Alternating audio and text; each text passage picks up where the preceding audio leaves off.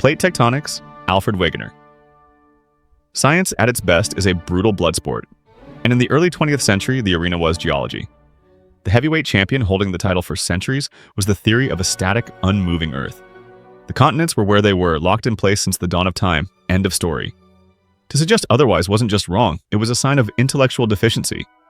Into this arena walked Alfred Wegener, a German meteorologist and polar explorer. He was an outsider, a man of clouds and ice, not of rocks. And he came armed with a truly ludicrous idea. In 1912, he stood before a room of esteemed geologists and proposed that the continents were adrift, that they were once joined together in a supercontinent he called Pangaea and had since floated apart like icebergs on a frozen sea. The reaction wasn't just skepticism, it was outright contemptuous laughter. Wegener was a laughingstock. The president of the American Philosophical Society declared his theory utter damned rot. Geologists on both sides of the Atlantic lined up to tear him down. They called him delusional, a purveyor of pseudoscience, a man whose ideas belonged in a fairy tale. Why the vitriol? Wegener had compelling evidence.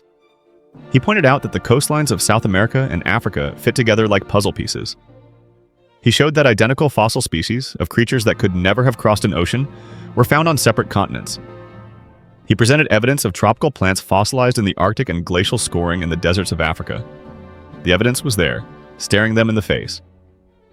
But Wegener had an Achilles heel. He couldn't explain the mechanism. What force was powerful enough to push entire continents across the face of the planet?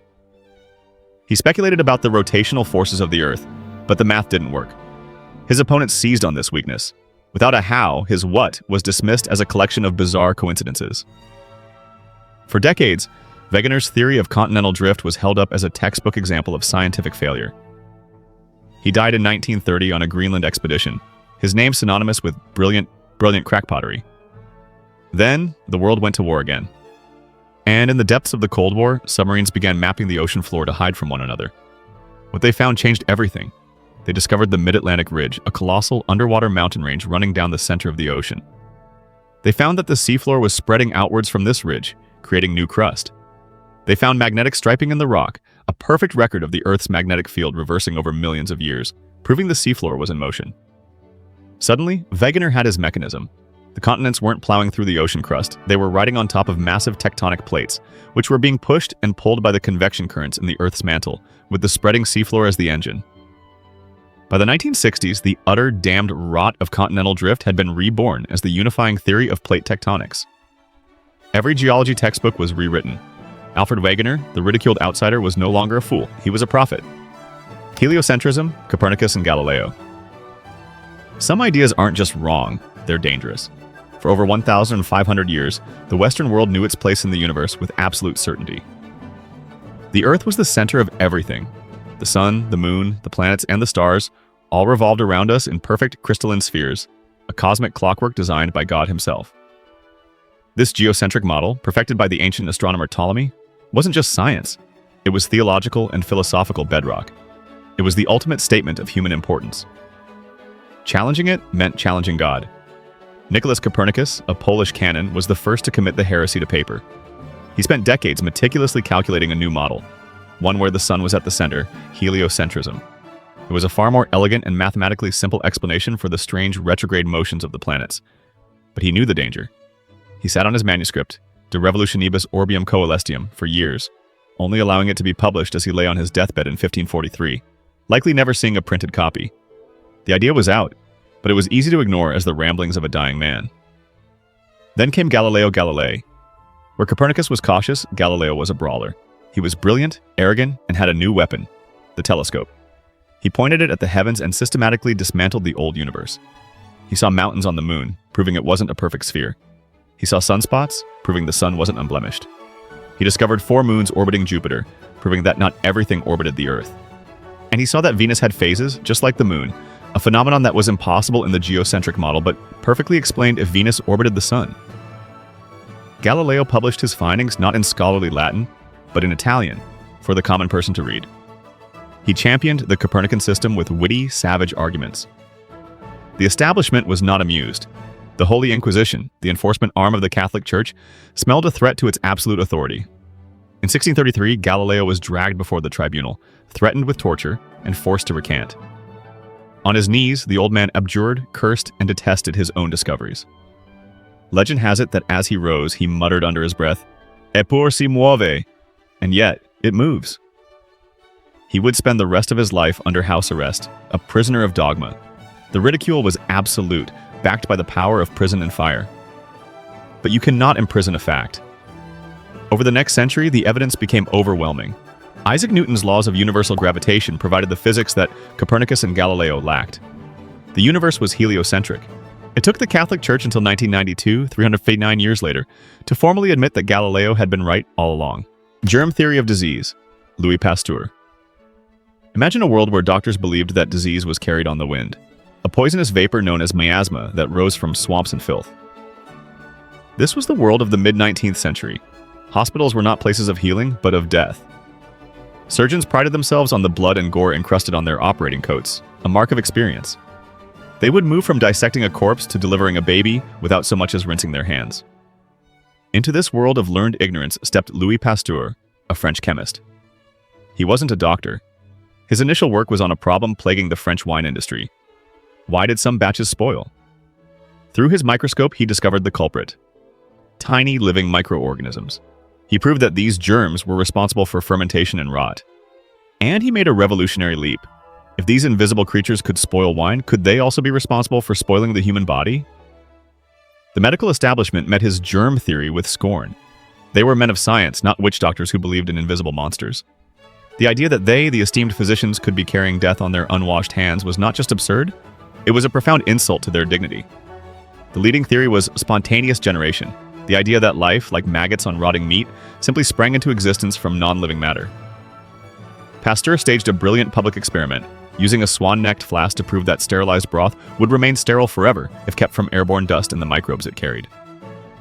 He killed spontaneous generation. Still, the doctors resisted, but Pasteur's work inspired others. In Scotland, Joseph Lister, reading Pasteur, began using carbolic acid to sterilize surgical instruments and wounds. The results were miraculous. His patients stopped dying from hospital disease. In Germany, Robert Koch used Pasteur's methods to identify the specific bacteria that caused anthrax and tuberculosis. The evidence was undeniable. Pasteur went on to develop pasteurization to make milk safe and created the first vaccines for rabies and anthrax. The ridiculous idea that invisible germs cause disease became the single most important medical discovery in human history, saving countless hundreds of millions of lives and forming the foundation for all of modern medicine. Existence of meteors. The Age of Enlightenment was a time of supreme intellectual confidence. The universe was a rational, orderly place, governed by the clockwork laws of Newtonian physics. The heavens were perfect and unchanging, and in this enlightened world, there was no place for peasant superstitions. One of the most persistent of these superstitions was the idea of rocks falling from the sky. Learned men of the 18th century knew this was impossible. The French Academy of Sciences, the most prestigious scientific body in the world, declared it so. Objects could not just fall out of the ether. It was scientifically absurd. When two Yale professors reported a meteorite fall in Connecticut, then President Thomas Jefferson, himself a man of science, famously quipped, "I would more easily believe that two Yankee professors would lie than that stones would fall from heaven." The ridicule was universal. Eyewitness accounts were dismissed as hysteria or fabrication. The strange, blackened metallic stones that were sometimes found were explained away as rocks struck by lightning or ejected from distant volcanoes.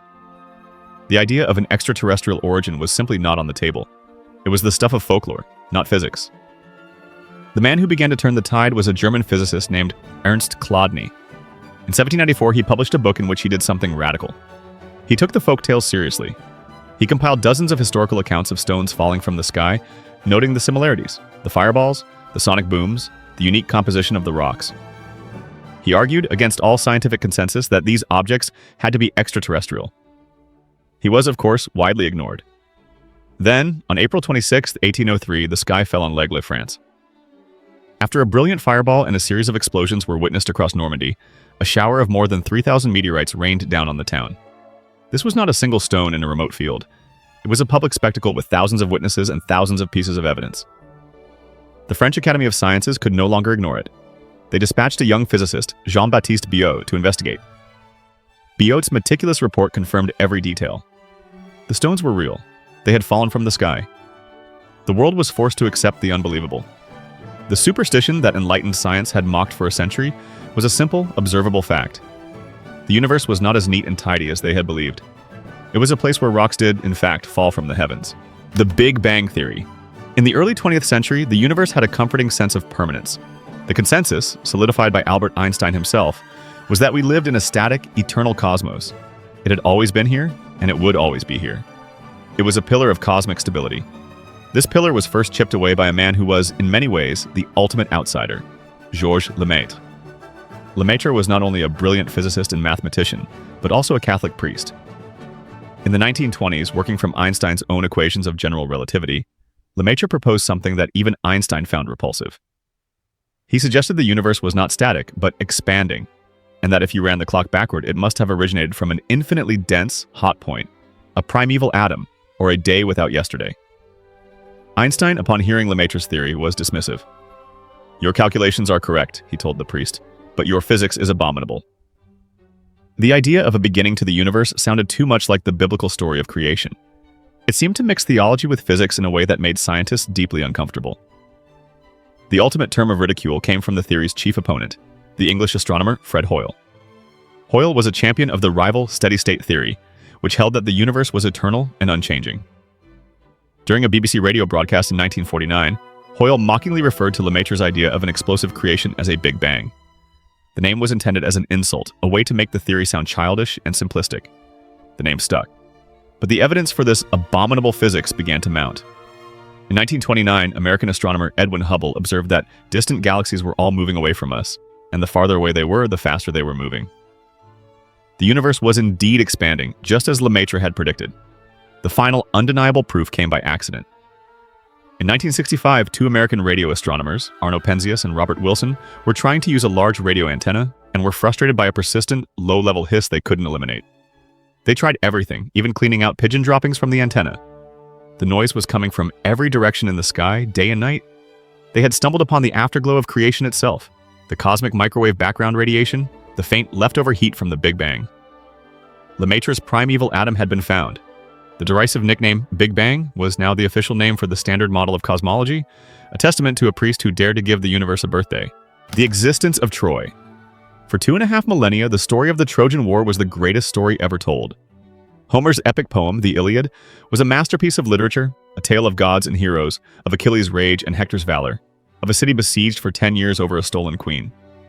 It was foundational to Western culture, but to the serious, scientific historians of the 19th century, it was just that, a story. The city of Troy, they argued, was a mythical place, a fantasy setting like Camelot or Atlantis. To believe it was a real historical city was to be naive, to confuse poetry with fact. The academic consensus was clear. Troy did not exist. Then came Heinrich Schliemann. Schliemann was not a historian or an archaeologist. He was a fantastically wealthy German businessman who had made his fortune as a military contractor. And he had one all-consuming obsession: Homer. He believed, with the burning faith of a zealot, that the Iliad was literal history. He was convinced that Troy was a real place and he was going to find it. The academic world laughed at him. He was a rich amateur, a treasure hunter, a dilettante playing at science. But Schliemann had money and he had the text. Using the geographical descriptions in the Iliad as a literal map, he focused on a large hill in northwestern Turkey called Heiserlik.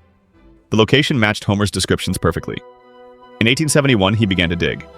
His methods were, by modern standards, appalling. He was impatient and destructive, using dynamite to blast his way through the upper layers of the mound, destroying centuries of history in his single-minded quest for Homer's city. But he found something. He found not one city, but at least 9, built one on top of the other over thousands of years. And in one of the lower layers, a layer that had clearly been destroyed by a massive fire, he found a spectacular cache of gold and silver jewelry, diadems, and cups. Schliemann, ever the showman, immediately declared it Priam's treasure, smuggling it out of the country and having his wife photographed wearing the jewels of Helen. He was wrong about the treasure. It was from a period 1,000 years before the likely date of the Trojan War. But he was right about the most important thing. He had found Troy. Subsequent, more careful excavations have confirmed that Heiserlik is the site of the historical Troy, and that one of its layers, Troy 7, shows clear evidence of a violent destruction around 1180 BCE, the very time the Trojan War was thought to have occurred. The rich amateur, the man ridiculed by the experts, had proven that the greatest story ever told was rooted in a real place, a real city, and a real war. Dark matter. Our view of the cosmos is based on a simple, fundamental assumption. What you see is what you get.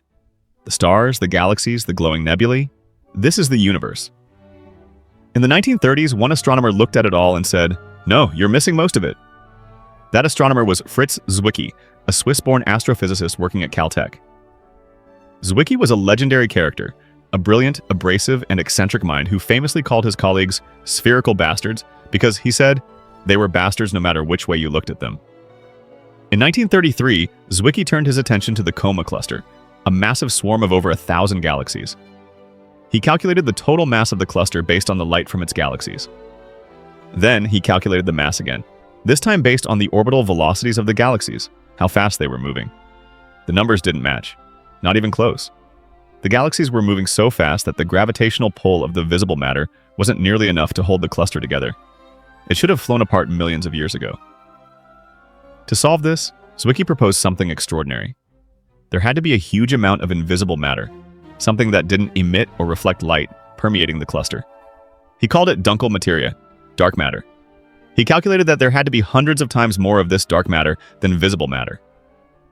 The scientific community's response was a collective shrug. Zwicky's idea was so radical and his personality so difficult that his discovery was largely ignored for 40 years. It was easier to assume his calculations were flawed than to believe that 90% of the universe was invisible.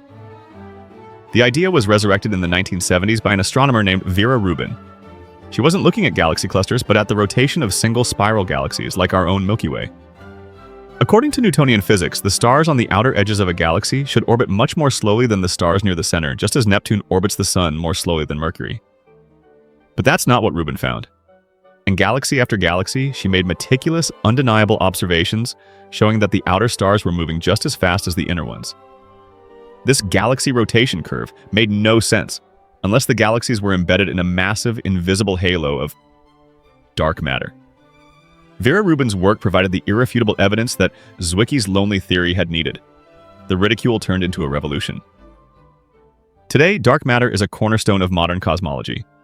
We still don't know what it is, but we know it's there. The universe we see, the shining stars and galaxies, is just the foam on the surface of a vast, invisible cosmic ocean. Hand washing to prevent infection. Ignaz Semmelweis. This is not just a story of ridicule, it's one of tragedy. In the 1840s, the Vienna General Hospital was one of the most advanced medical centers in Europe. It had 2 maternity clinics. The first was staffed by male doctors and medical students. The second was staffed by female midwives, and there was a terrifying difference between them. Women in the first clinic were dying of a horrifying illness called puerperal fever, or childbed fever, at a rate 5 to 10 times higher than in the midwife's clinic. Pregnant women begged to be admitted to the second clinic. Some would give birth in the street rather than go to the doctor's ward.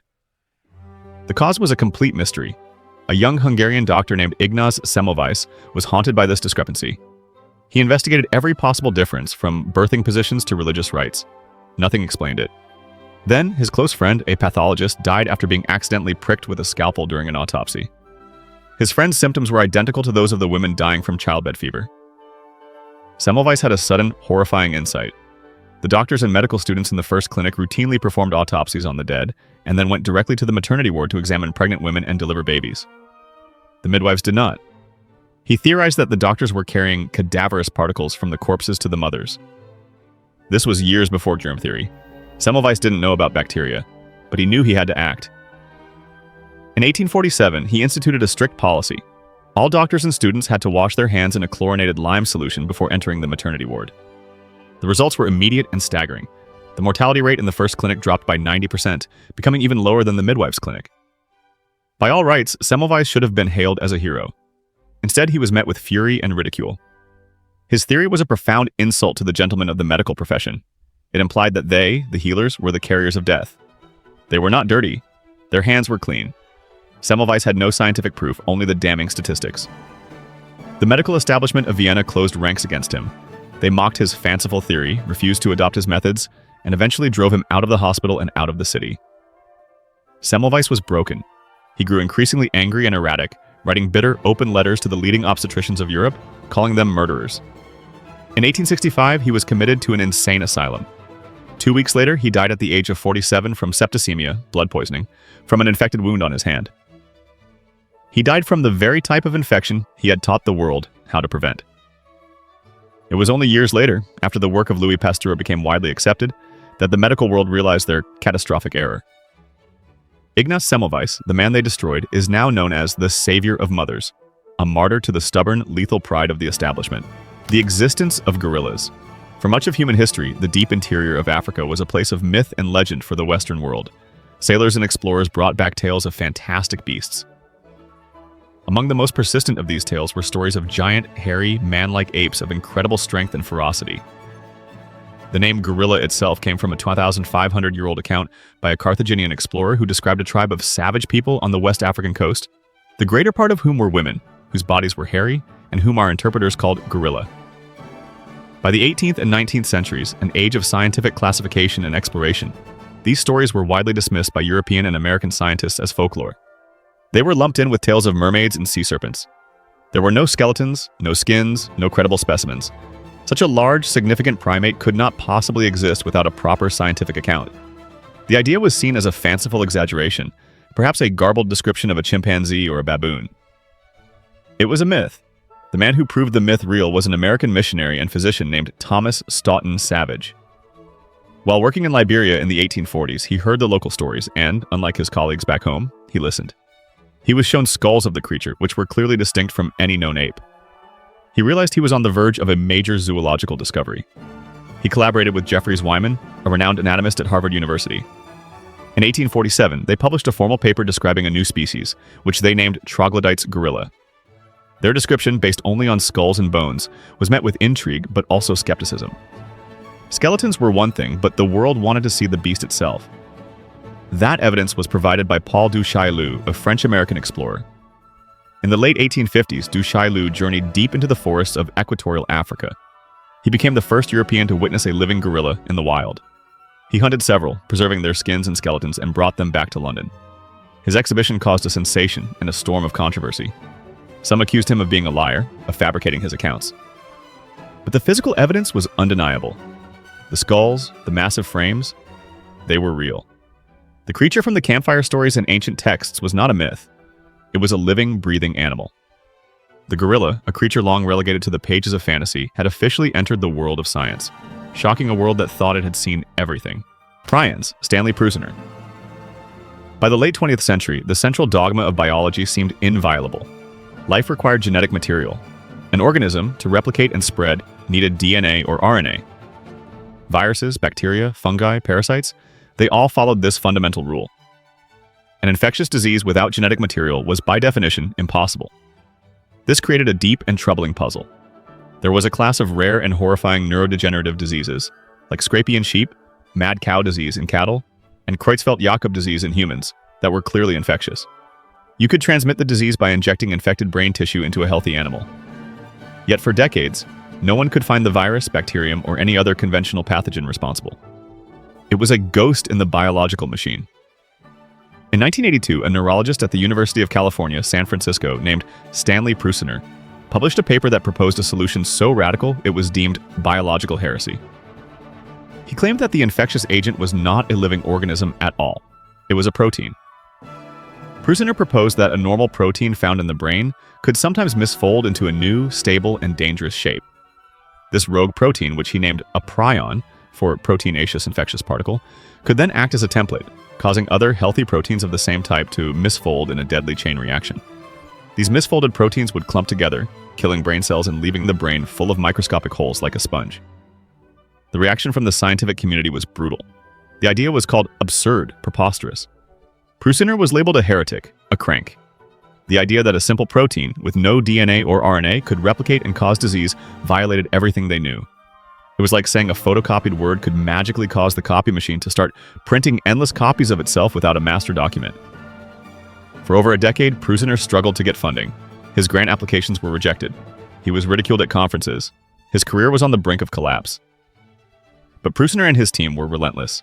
They painstakingly purified the infectious agent from the brains of sick hamsters, showing it was composed solely of protein. They identified the gene that coded for the normal protein. They demonstrated that mice lacking the gene for this protein were immune to infection. The mad cow disease epidemic that swept through Britain in the 1980s and 90s, and the subsequent discovery that it could jump to humans, brought Prusiner's heretical work into the terrifying spotlight. The evidence became undeniable. He had discovered an entirely new principle of infection.